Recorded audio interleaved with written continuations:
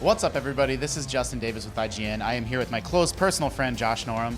Josh, you just got back from seeing Google Stadia, right? You got to go. Did you actually get to go hands-on, or what was the setup that they had going? Yeah, so there's blood, fresh blood on my shotgun. I just got done playing Google Stadia with Doom Eternal. Okay. Woo!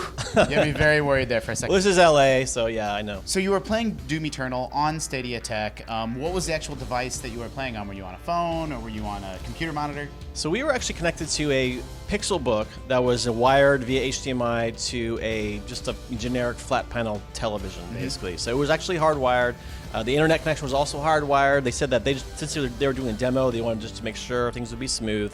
But they said that their internet connection was around 25 megabit per second, which is pretty, that's not fast. Did you run a speed test to verify that? I wish. Took their word for it. I wish. And so you went hands-on with Doom Eternal. Josh, you're mostly a PC gamer, a heavy FPS gamer. Did it feel different to you? Did it feel laggy? Did it feel, the same as when you're playing at home on your gaming rig? A lot of people. The short answer is it actually did. I wasn't. When I first heard this news, this technology, as someone who wants to have a game on your SSD, on a fast connection, on a big monitor at 100 FPS or 100 hertz, whatever. You're thinking to yourself, what? Really?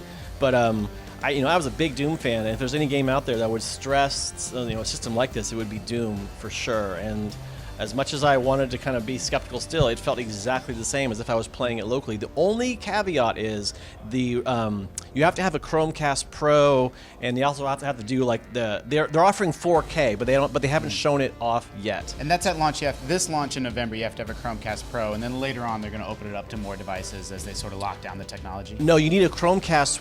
You need a Chromecast Pro to run 4K. So for a gamer like myself, I would want to run high res.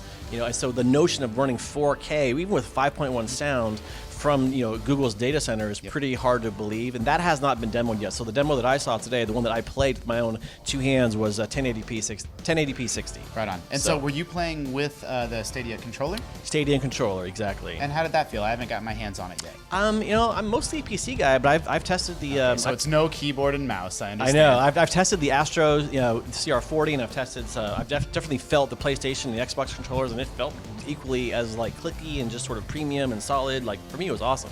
And so going into E3, I think like a lot of us, you're a little bit skeptical of Stadia. Just you want to see it for yourself. Are you coming out of this show a believer? Are you more on board now than you were before? I'm on board, but this is getting to be a crowded space.